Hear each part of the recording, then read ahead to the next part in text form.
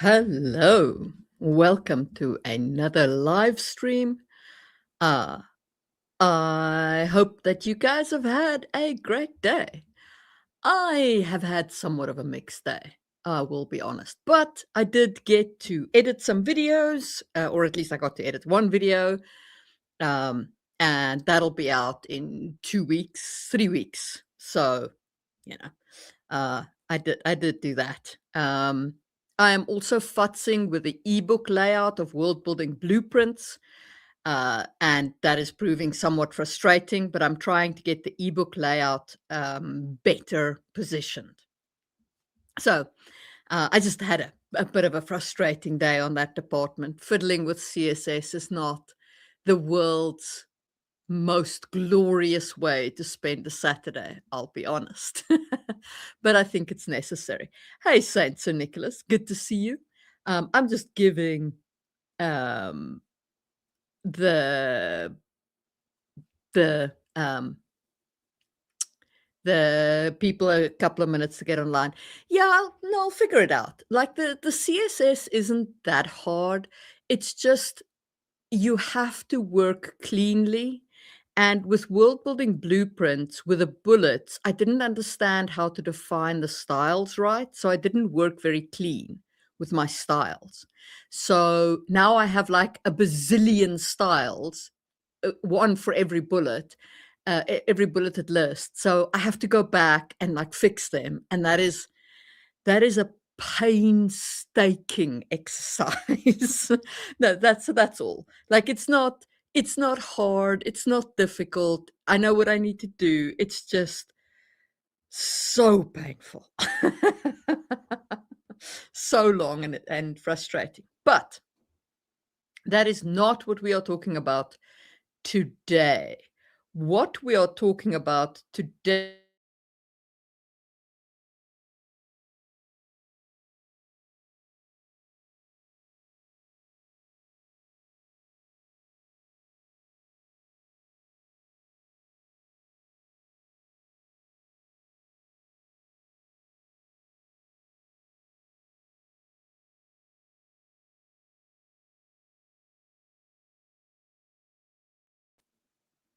Well, that's not good.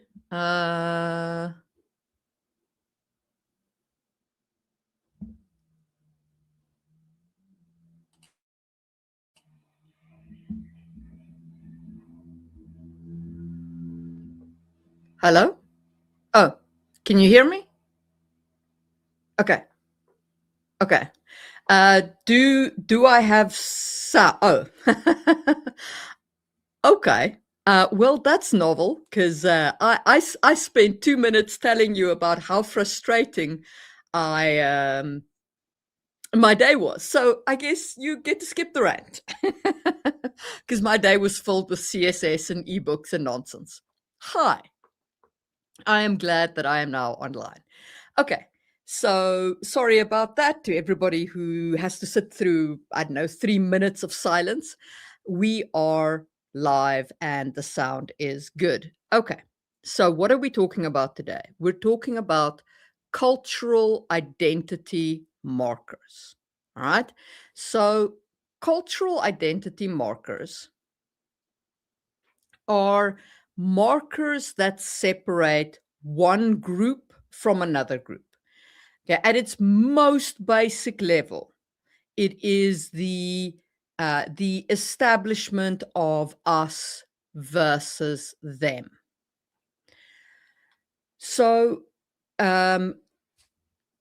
in anthropology, they are defined as any overt symbol, practice, trait, or object that individuals use to signal their membership to a specific cultural group and that others recognize as belonging to that group. Okay. If only one person recognizes the symbol, it's not a symbol. It's just a personal idiosyncrasy. If only the in-group recognizes it, it's not a cultural identity marker. It needs to be recognized both from out and in. And by the way, I'm using out and in group here, but I don't mean it negatively. I know that it's sometimes used negatively. I just mean the people who are part of the culture who associates with the identity marker. Okay. So there was an anthropologist, Frederick Barth, who reshaped a lot of the thinking around cultural identity markers. And he argued that it doesn't live in the stuff inside a culture, but on the boundaries where two groups meet, right? So it's about identifying yourself to the out group as well as to the in group. Okay.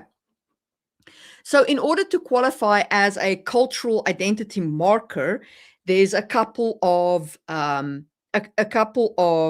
trays that this symbol needs to meet. Okay. It must have, and this is a big word, but I'll explain it, a shared semiotic meaning. Semiotic is a word I learned today. But basically, it just means a coded meaning that is agreed upon by the group. So an object becomes a marker when it stops being purely functional and starts acting as a visual language or as a symbolic language. Okay, so example, a piece of patterned wool is just a fabric.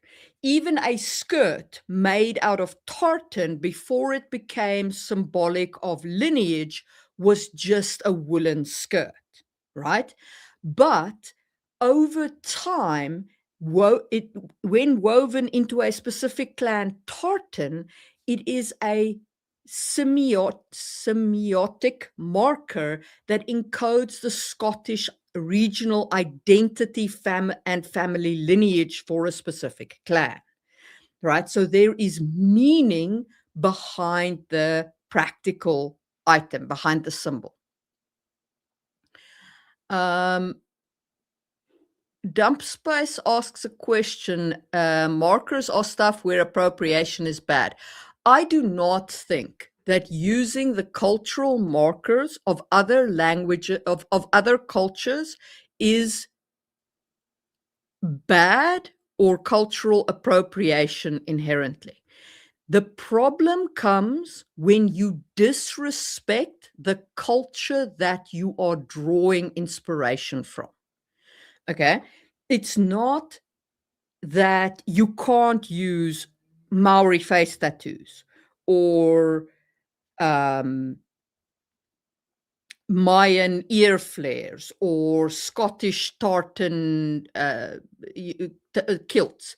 It is that if you disrespect that culture, if you treat that culture with contempt and without understanding where that item comes from and what that item means, what this cultural marker means, and you treat the culture with contempt, that is when I believe that you harm the culture, by using it.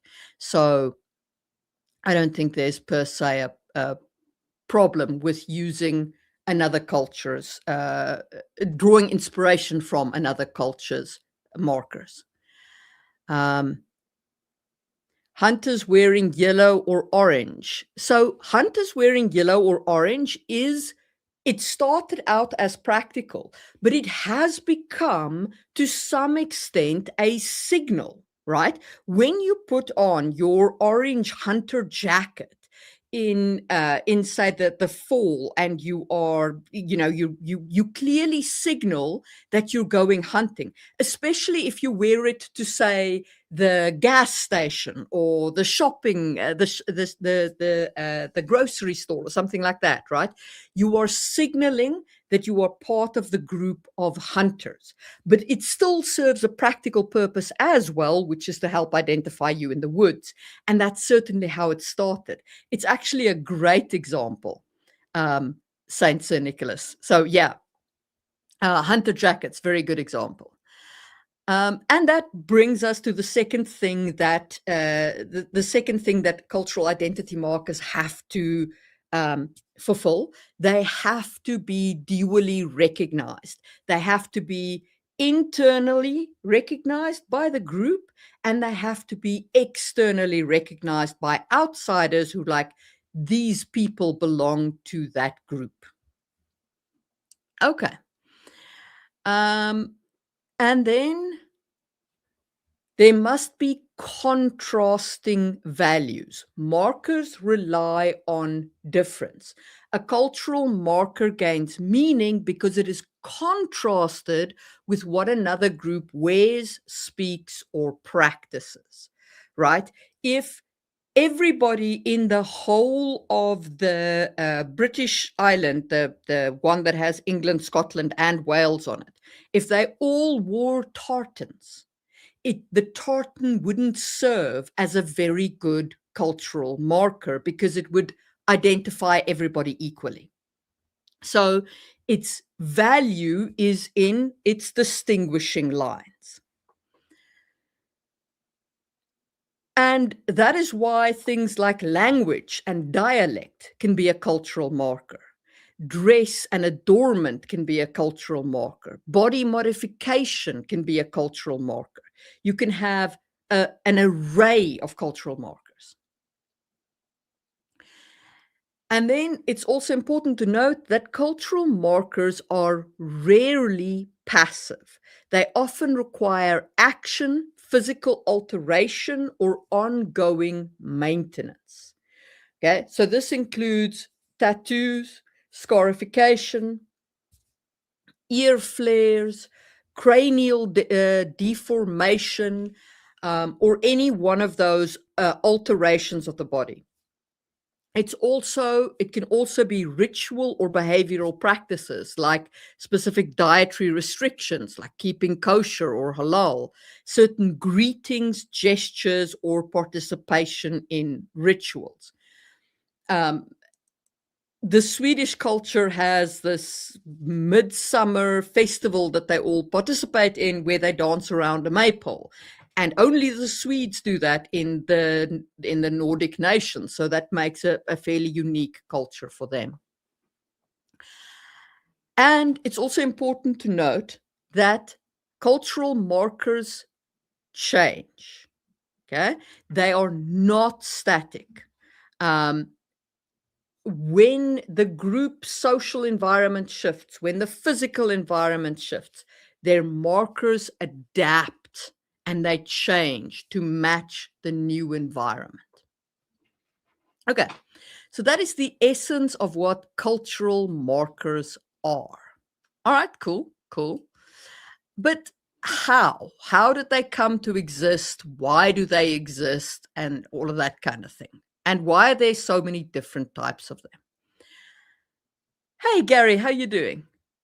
Good to see you. Okay, so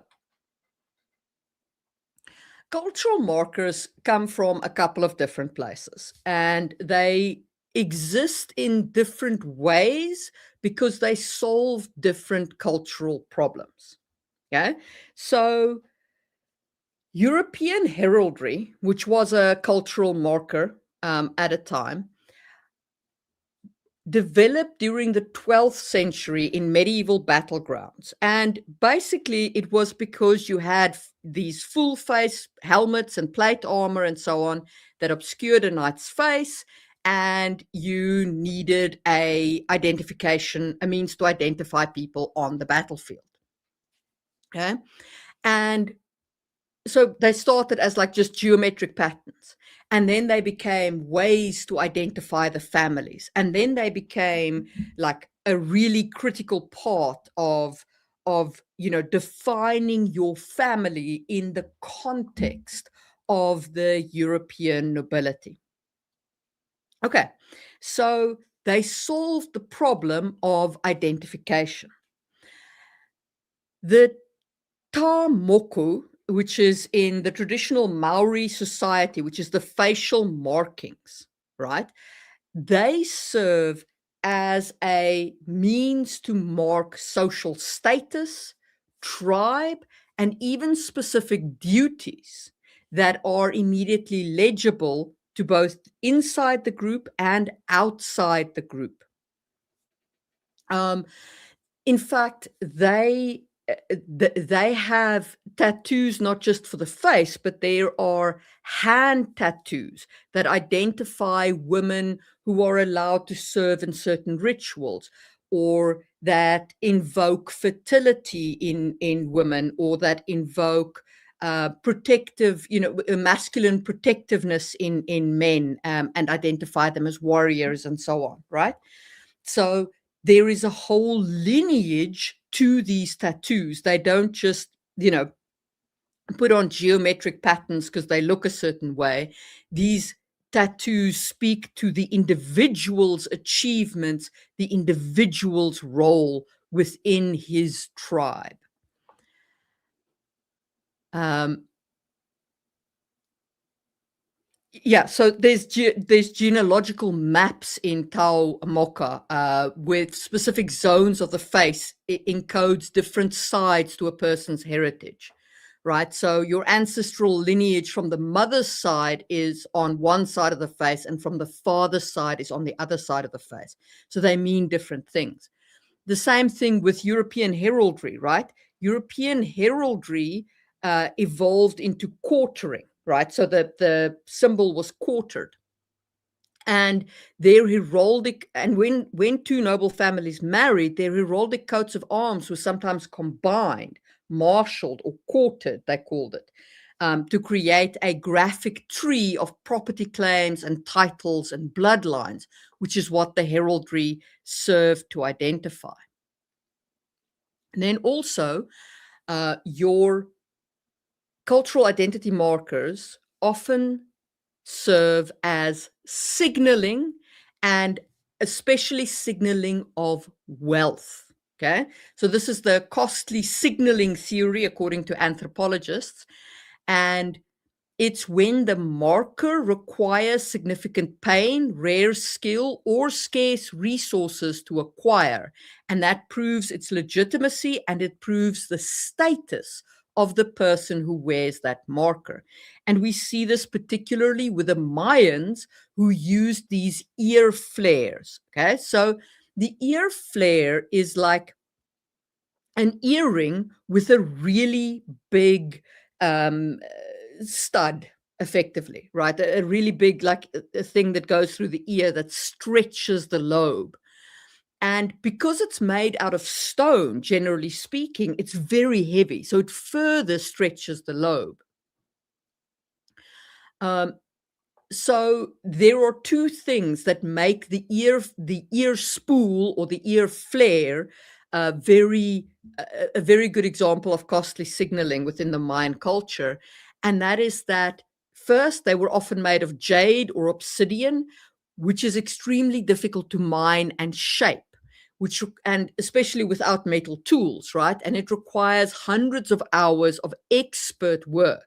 So wearing heavy jade ear flares shows that you can afford this work. Also, it permanently altered the earlobe, physically carving the elite status into the body by stretching the lobe and showing that, you are of the status where you would always have a ear flare.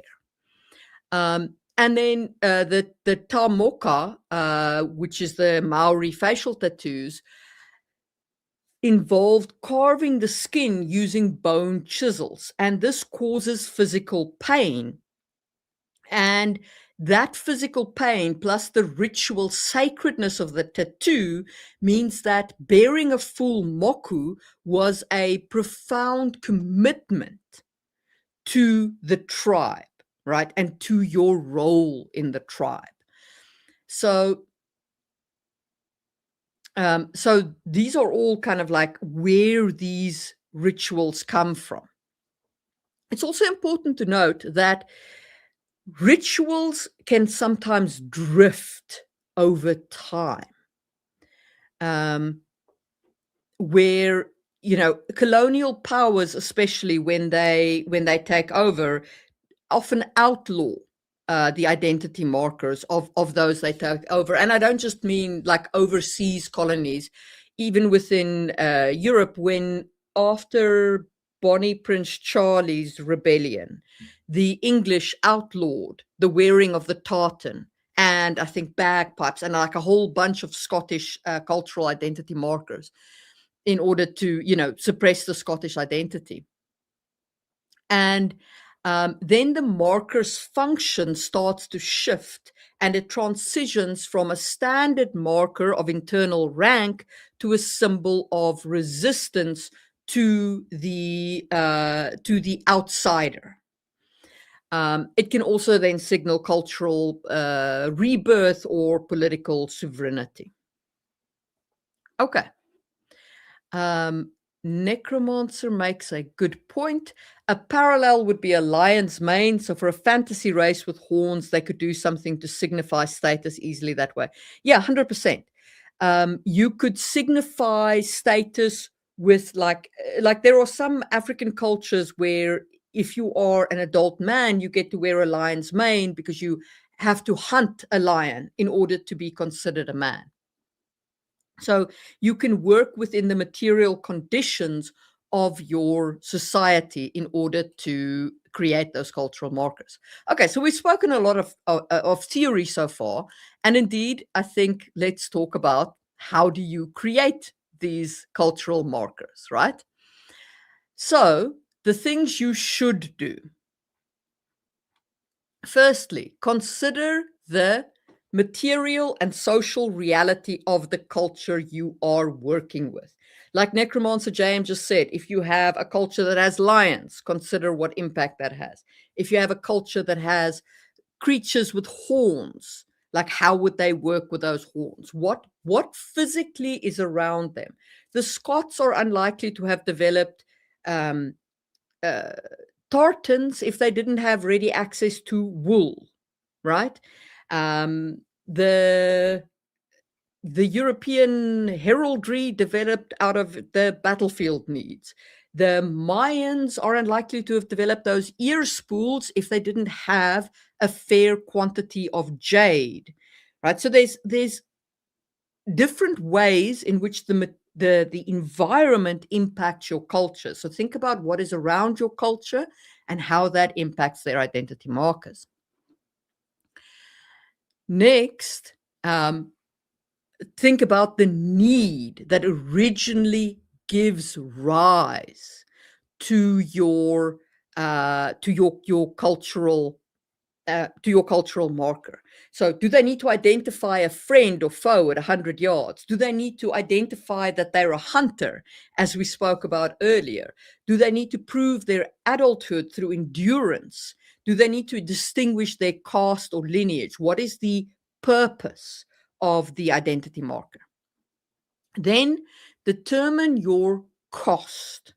Okay.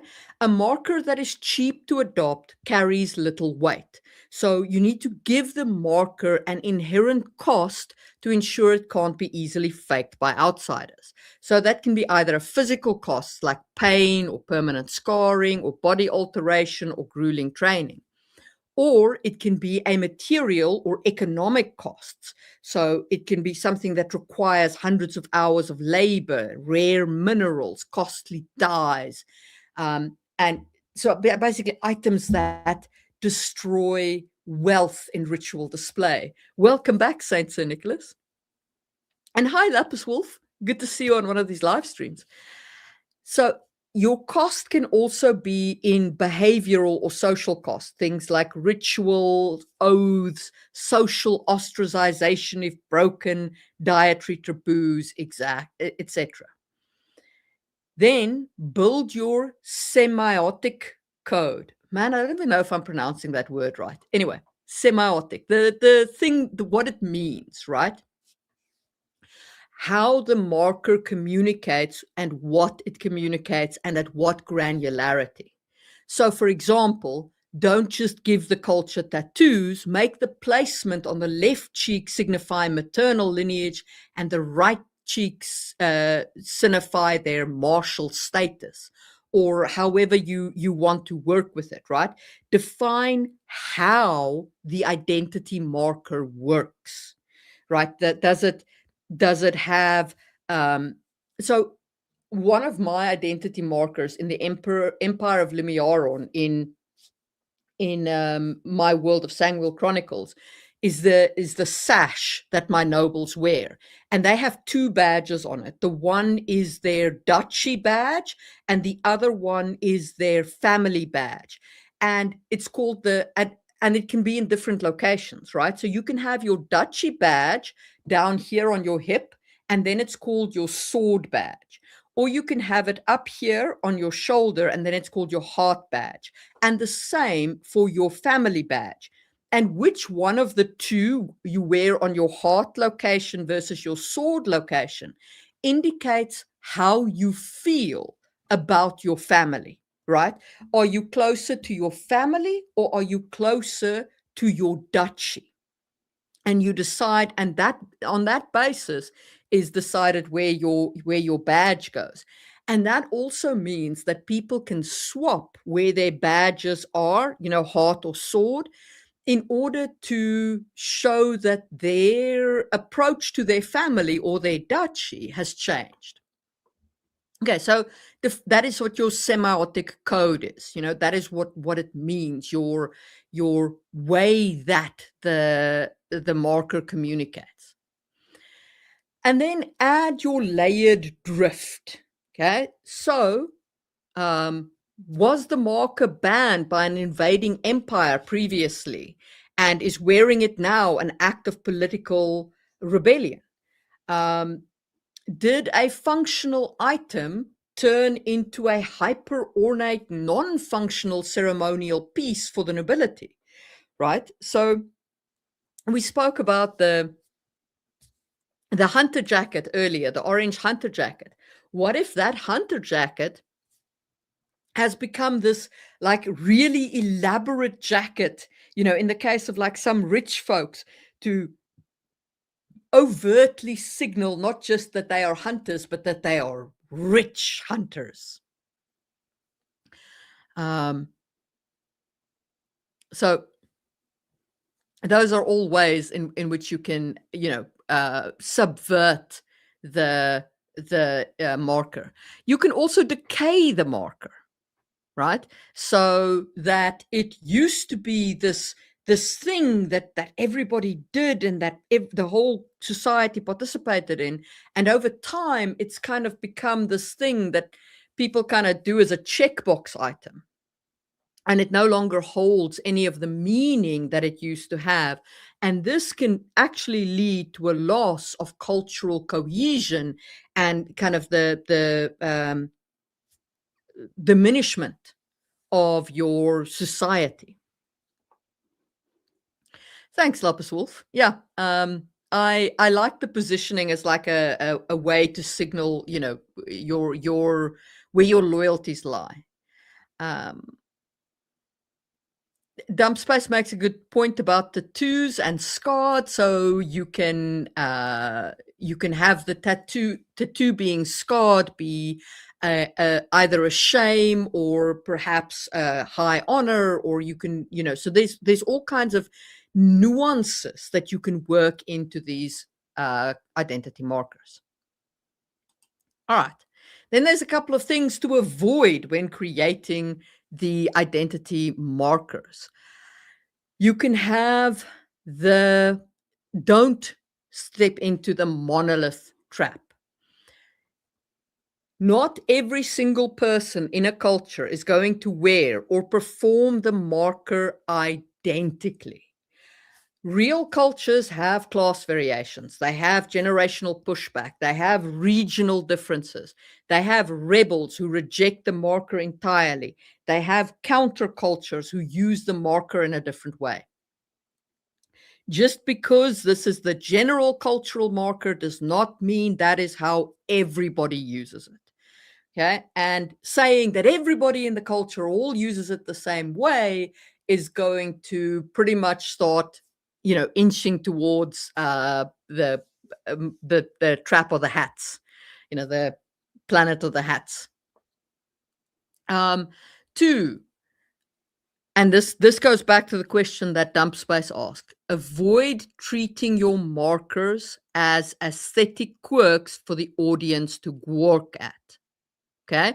So if you are using Maori face tattoo, if you're using Maori face tattoos as an inspiration, all right, understand where they come from. Then adapt them to your world. Give them meaning. These markers must make sense from the perspective of your fantasy culture. They must mean something to that fantasy culture. So you don't want the audience, you don't want just these hollow symbols that mean nothing. Okay, you want these symbols to mean something in the world. And then be careful of superfluous details. If there is never any impact of these markers, if these markers never have any story impact, they never have any cultural impact, they never have any impact on a character, you're missing a piece, you're missing using a piece of great world building. Okay, and if you really don't need it, then don't highlight it. Would be my approach to it. Okay. Lapis Wolf says perhaps a tattoo can be scarred as punishment. Yeah, absolutely. You could do that. Saint St. Nicholas says it could work if the world building makes it like everyone from a city has to use a geometric wand stone that breaks if it's not perfect to keep demons away, right? Yes, absolutely. You can have, everybody has to have a geometric ward stone. But the really rich people, their ward stone will be made from granite or jade or something like that. Whereas the poor people, their ward stone will be made from, maybe it'll just be a ceramic ward stone. Like it's made from mud and fired, to make it hard enough to keep.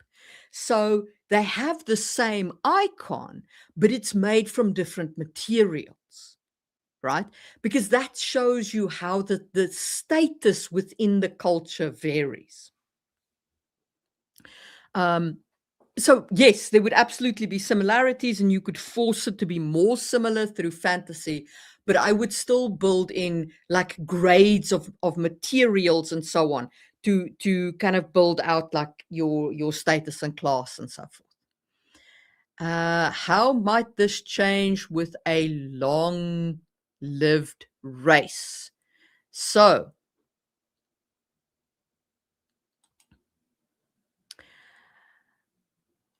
a long-lived race, I think,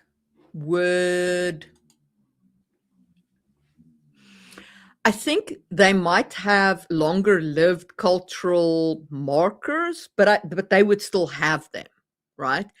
And they might have a situation where, let's say, somebody who's been alive for 400 years still has the old cultural identity marker, but in the younger generation, there's been drift and they're having the new cultural marker. So you could have very direct conflicts of people with different cultural markers across the generations of this long-lived race, like disputing with each other over what is the actual legitimate cultural marker. I think that would be an interesting way to apply that kind of longevity to cultural markers, is to show like the elder members actively resisting any change to the cultural markers. Yeah, Lapis Wolf makes a good point about, the rich in Saint Sir Nicholas's example could use a lapis lazuli or like an actual gemstone ward, like, and that could be something that can only be made with magic, like a diamond or something like that, that requires extreme wealth to create. And that starts becoming a very interesting dynamic of wealth and status and like the clash between, how people enforce kind of their status within a society. You might have a noble house that has fallen on hard times, and they are trading this old and wealthy wardstone for money, and it's like a terrible shame that they have to endure. So that would all be kind of ways in which you can do it.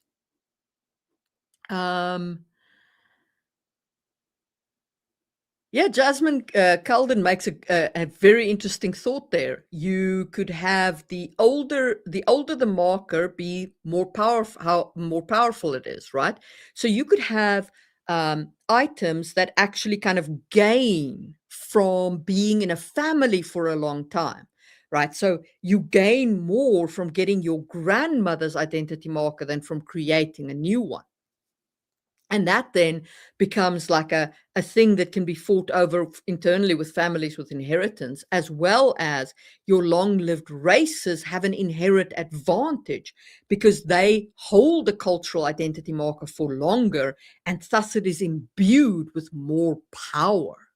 So those could also be very, very interesting ways to approach it. Um, Yeah, in the Fire Ren anime, the titular character is a mage, and her mage license has to be verified by a historian, as Dump Space just said in the comments. It's a great use of like a identity marker, because it's old. Um,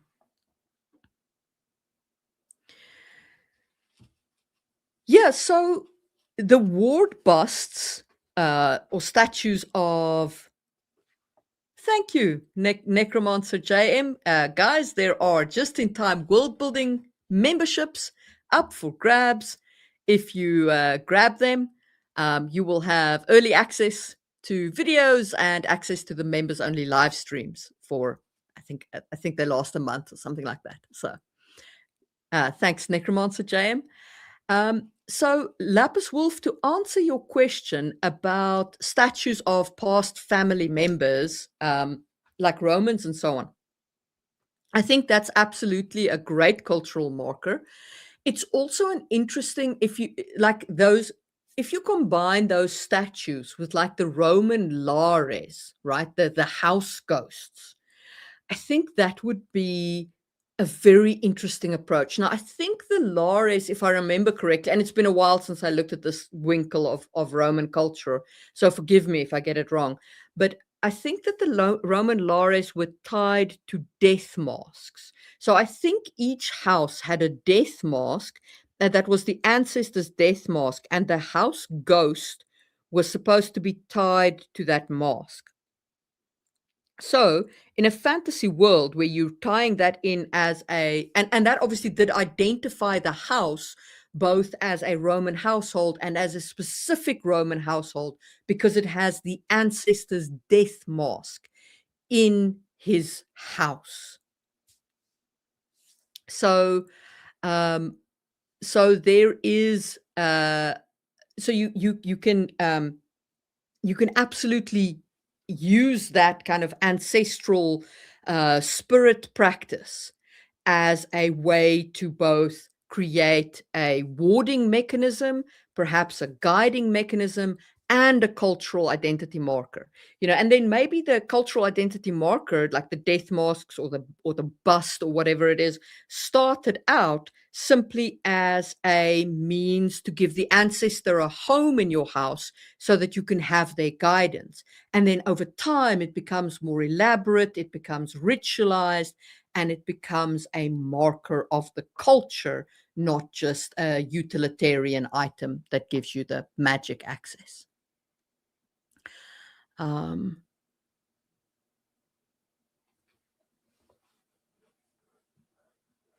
So it's not just in Japan that there are stamps. So I have a document that proves my identity, that proves my marriage, that proves my degree and my schooling, all of which have been stamped and have got ribbons on them. right? They've got actual ribbons, and those ribbons mean something to anybody who is into the kind of the legitimacy of documents, right? It's called having your documents apostilled. And the reason why I have them is because I immigrated from Africa, from South Africa to Finland. And in order to prove to the Finnish government who I was and that I had degrees and everything else, I had to have my documents verified and apostilled by the South African government so that the Finnish government could read them, the ribbons and everything else, and say, yes, this is legitimate, and these documents say what they think they say. So that is absolutely a thing. Those kind of documents that have got like stamps and seals and ribbons on them. It was a pain in the ass to get those stamps and seals and ribbons, by the way. um,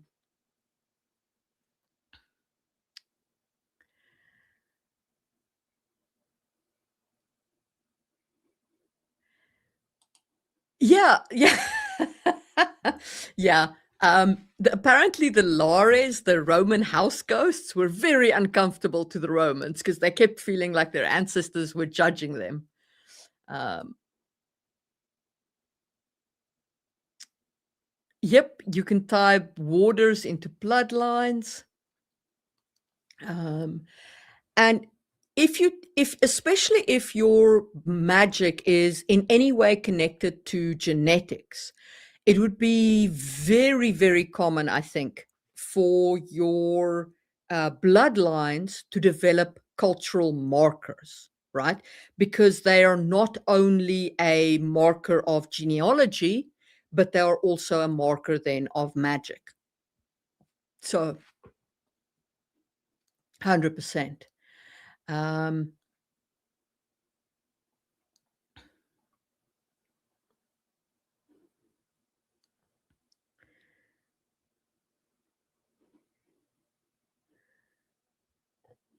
Yeah, flags are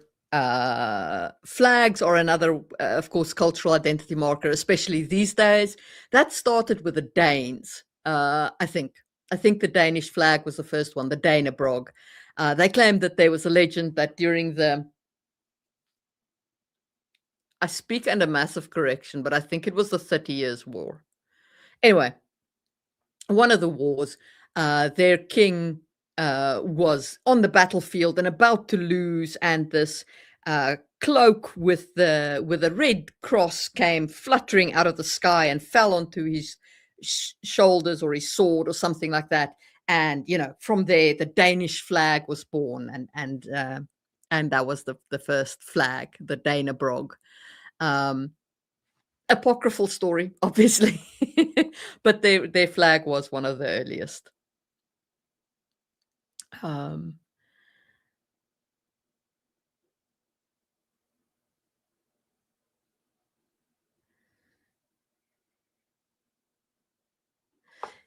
yeah, notarization is another way to authenticate documents. The authentication of documents is actually really interesting in terms of like, what those ribbons and stamps and so on mean. Um,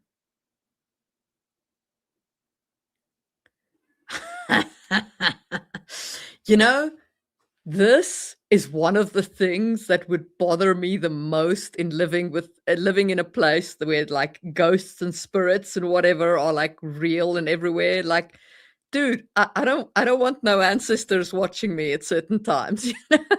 I need me some privacy. um, So I would say that if the state grabs your mages for government use, then they probably mark those mages. Especially if it's a sort of institutional slavery, where the mages are owned by the state, or their labor is owned by the state, or whatever the case is. I would imagine that the state does in some way mark them. Whether through branding or scarification or tattoos or whatever, or even just clothing that they wear, or something like that. Um, Sumptuary laws are also very definitively a form of cultural identity markership. I'm actually doing research at the moment into the Landsknecht, and which were the Holy Roman Empire's mercenaries, right? They're German mercenaries, and it's it's interesting. The Holy Roman Empire the um, lifted the sumptuary laws for Landsknecht specifically. So they allowed them to wear anything they want. And so the Landsknecht, these mercenaries, they wore these rich fabrics and colorful fabrics, not kind of the peasant brown. And so you had these very colorful mercenaries striding about the place because the sumptuary laws had been lifted for them. So it became a cultural identity marker, not of the nobility, but of this new mercenary class, that had been created by the Holy Roman Emperor, I think Maximilian. Although I speak under correction, it's in my notes, so I might have that name wrong. Um,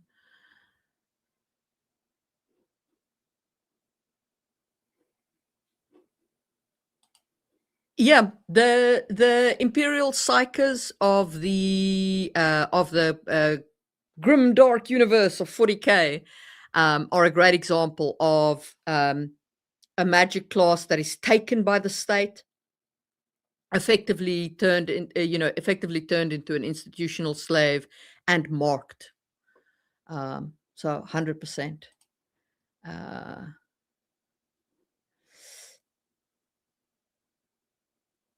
Yep, the Mons of the Japanese.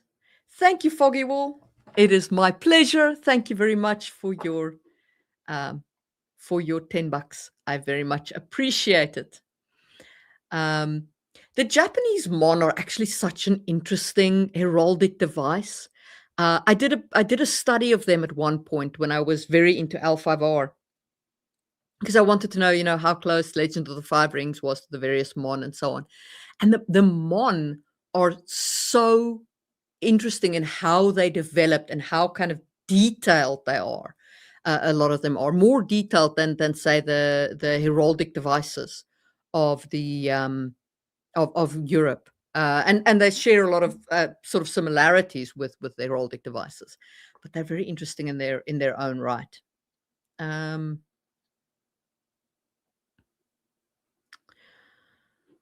I mean,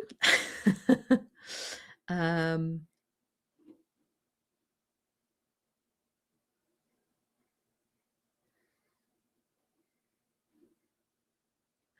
institutional slavery with perks is quite common when you're talking about magic users.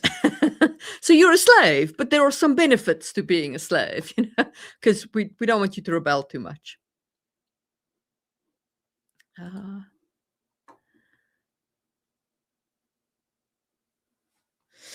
yeah, European heraldry is the closest to the Mons of the Japanese culture, I think. But and they both developed in a lot of similar fashions, but the Mons, I think, persisted longer, certainly. And like I said, they because they weren't meant for armor per se, although they did, I think, come onto the breastplates, but they weren't meant to go onto like a shield or whatever. They have different design patterns, which are very interesting, right? Because they also come onto like the clothing and so on. So they had very different design patterns. Um,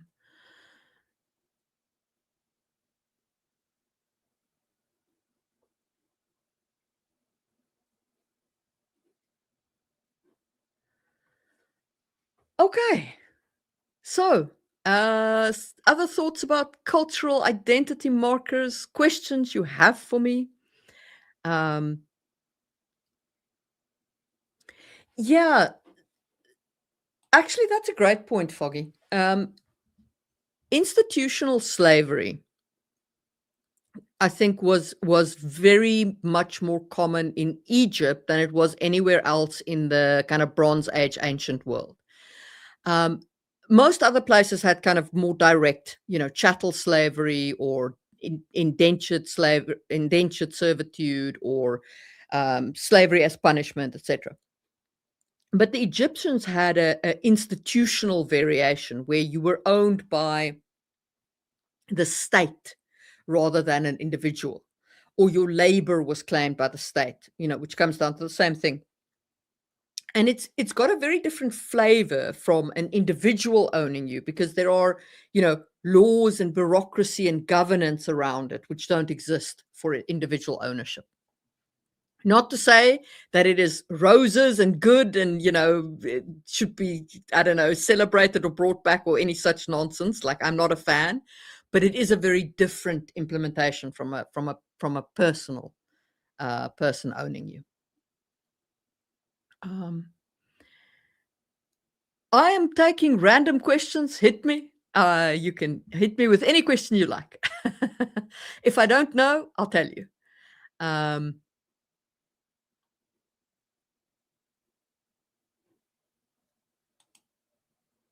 Yes. Imagine going to a company HQ and the security guards are wearing the Mon or Heraldry or something like that. That would be awesome. Um, what about persecuted genetic magic users? I think that they would have a way to identify themselves and I think that they would also have a way to identify safe places, right? So they would have a place where they can run to, and a secret language allowing them to mark and identify kind of, where it's safe to be and where it's not safe and who is safe and so on.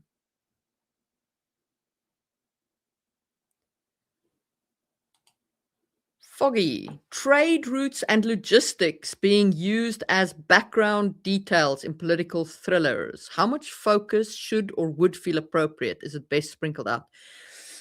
So, politics depends on what you mean exactly. If your politics starts shading into the most aggressive means, which is to say war, right? Because war is the continuation of politics by other means, if we listen to old Clausewitz. Um, in the case of war, logistics trumps all. Okay, logistics is war. Yeah, you can talk strategy and tactics and men and everything else all day long. If your logistics is screwed, your war is done. I mean, one of the reasons why Napoleon is heralded as a military genius is because he figured out how to move really, really fast, given the technology of his day. The same for Alexander, right? These guys logistically saw a different path. So if you're going into the war angle, trade routes, logistics, critical, absolutely critical. Also, trade is a political weapon, right? Closing your borders, opening your borders, allowing the flow of trade, denying the flow of trade. These are all weapons that a ruler can use. They might not be so great for your economy, but they can be used as a weapon. So I would say that you probably want to build them out fairly much. Um,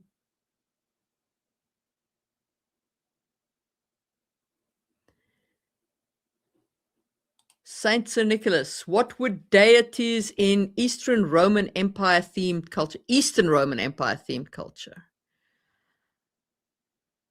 So I would say that the Eastern Roman Empire probably would still have sort of your Roman feel to it, but perhaps with um,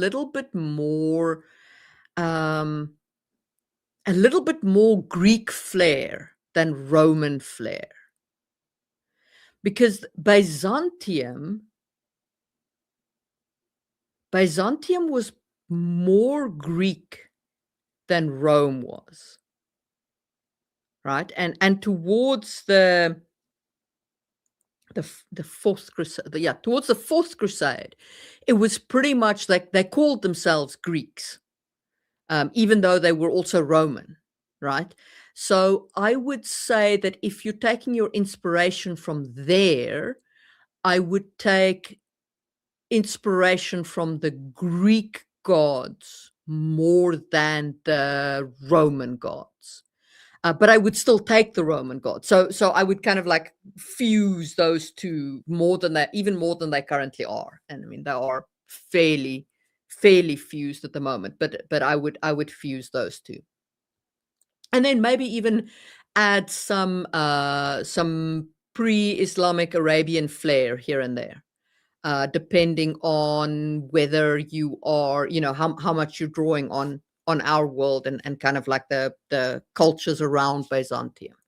Remember, religious syncretism absolutely is a huge thing, like the adoption of spirits and gods and so on from cultures around you. Um,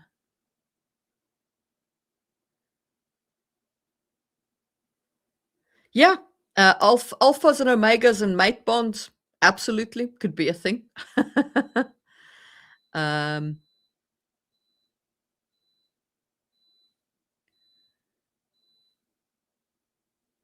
could not trade routes be minimal? So this is interesting. You can make trade routes or cities or things like that act like a kind of minor character. A great example of this is Adrian Tchaikovsky's The City of Last Chances, which is the first of the Tyrant Philosophers book, which I really enjoyed. Great book. But there, his city has a definite personality, and it's got a definite like feel and flavor to it. It's and it comes out really strongly in the writing. And I think it worked really well. So yeah, you absolutely can make like a trade route or a city or whatever have a sort of a personality that comes out in the writing. Um,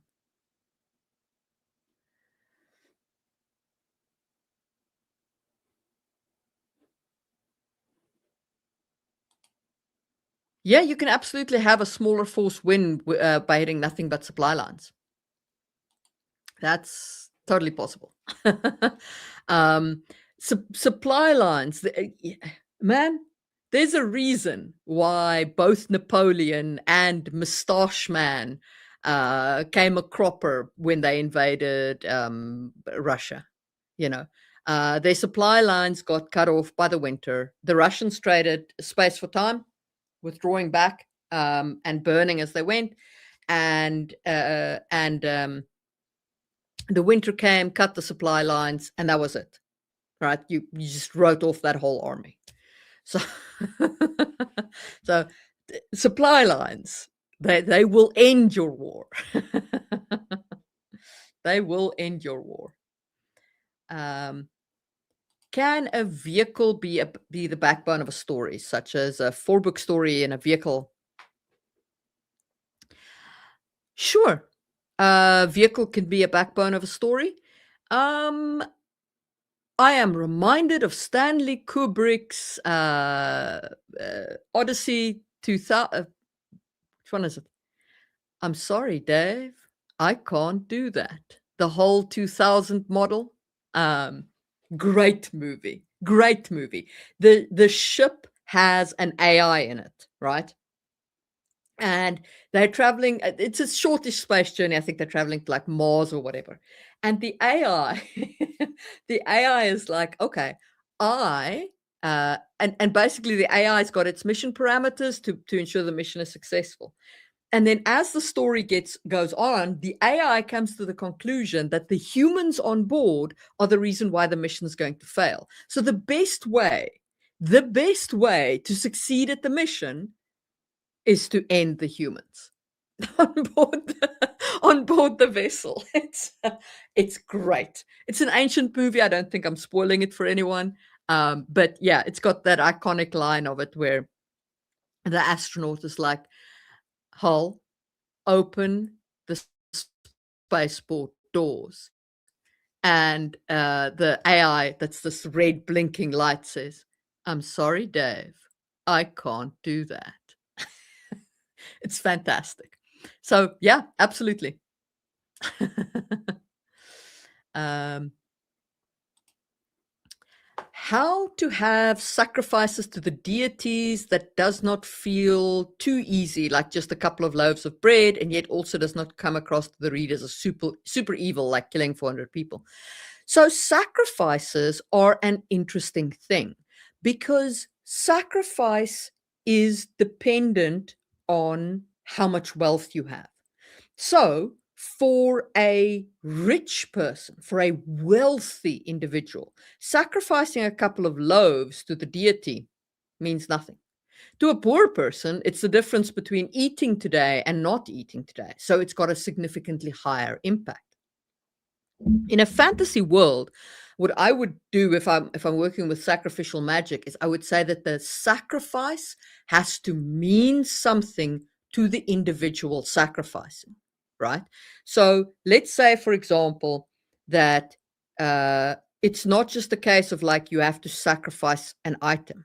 If you really want something to happen, you want a meaningful sacrifice, you have to sacrifice the last gift your mother gave you, right? So you're not just sacrificing the item, you are putting your relationship with your dead mother on the altar. Or you have to sacrifice the blanket that you wrapped your child in, or if like something that has personal meaning to the individual. So that would be one way of doing it. So disconnecting it from monetary value, or then connecting it to monetary value, but in an escalating way. So if you're rich, you need to like shell out a chunk. If you're poor, it's like a sliding scale. Like that. There was a parable that Jesus told in the where there was the widow who gave 2 coins of silver, and he was like, she has given more than any rich man who donated all of his wealth, or half of his wealth or whatever, because it was all that she had, right? So it's that kind of sliding scale of gift of giving. I hope that gives you some ideas and thoughts. Han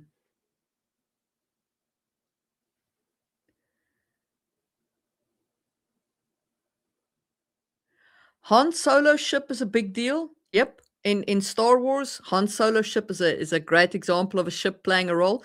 Anne McCaffrey wrote the ships, the ships with minds that had people living in them, brain ships. The Ship Who Sang, and all kinds of things like that, were the titles. Robin Hobb and the Live Ship Traders, those ships had definite personalities. I'm currently reading, or I'm going to be reading in my Discord book club, the Bone Ships by R.J. Barker. So, yeah, vessels, definitely. The Black Pearl in those movies with Johnny Depp, great example of a vessel. So yeah.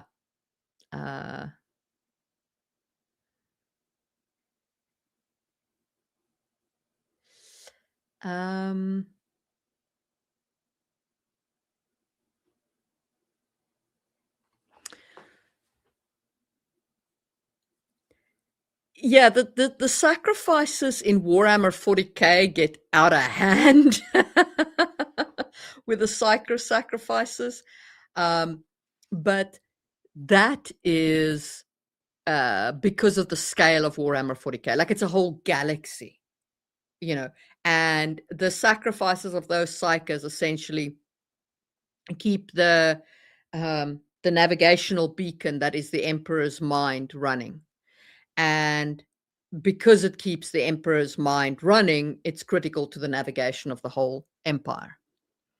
So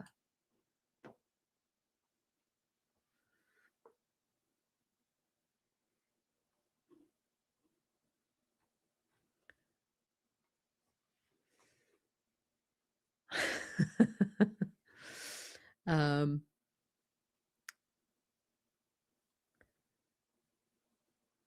so that was identity markers, and it looks like we have run the gamut on questions.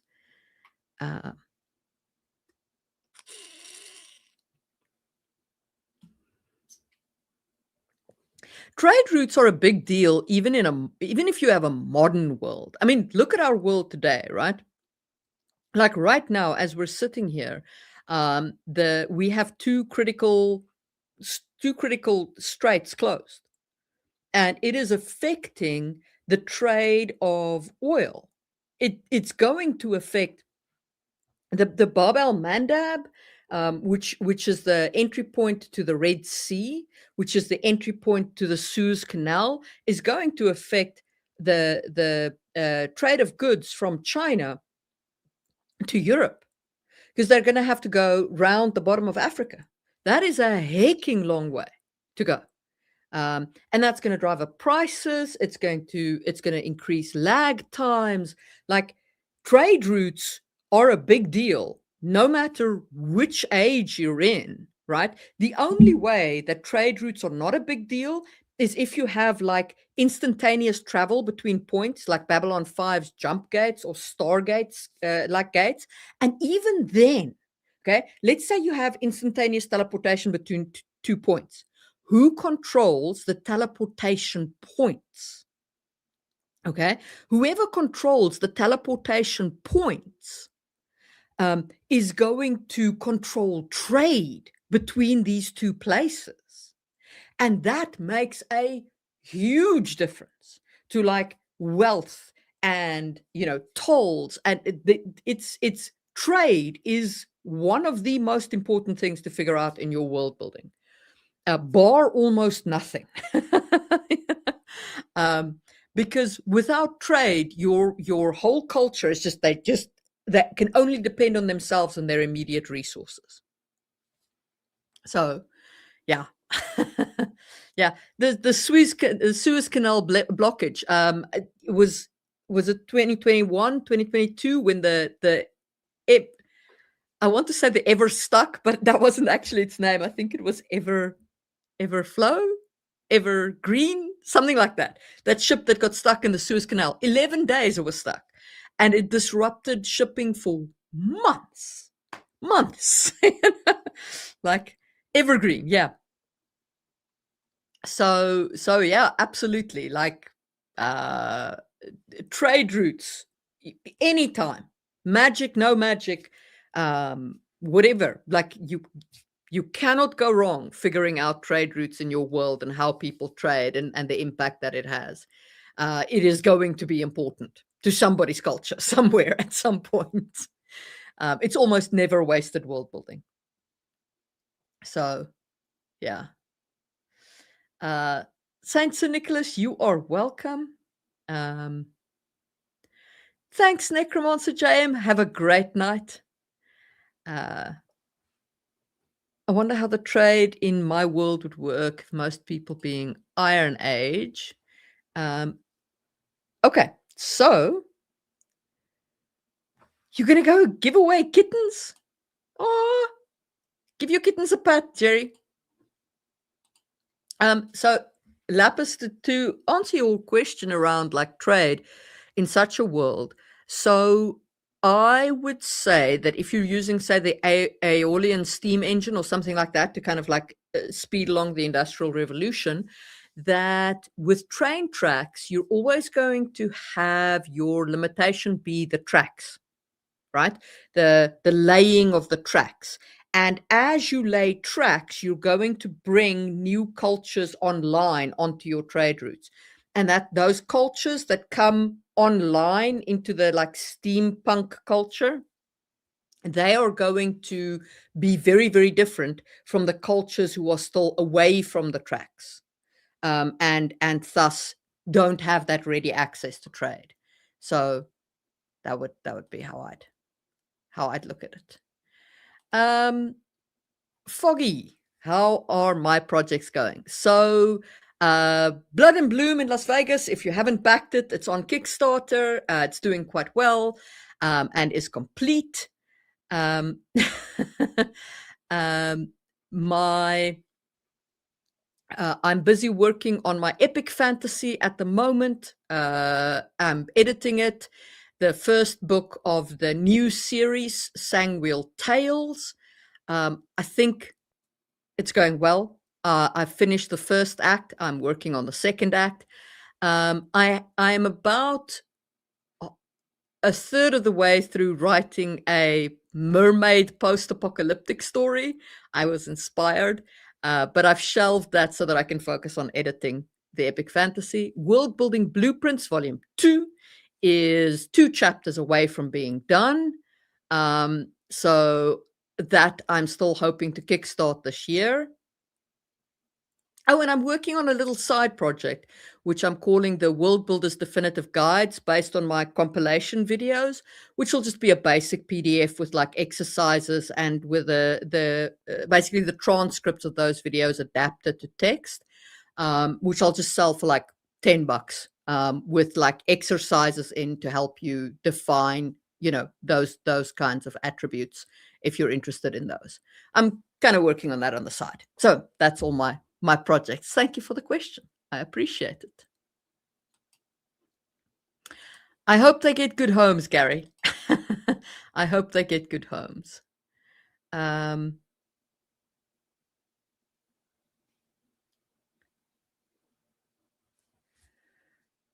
Well, I guess if my video is flashing, then it's probably time to close this out. I have yapped for an hour. Goodness. I hope that you all enjoyed the live stream.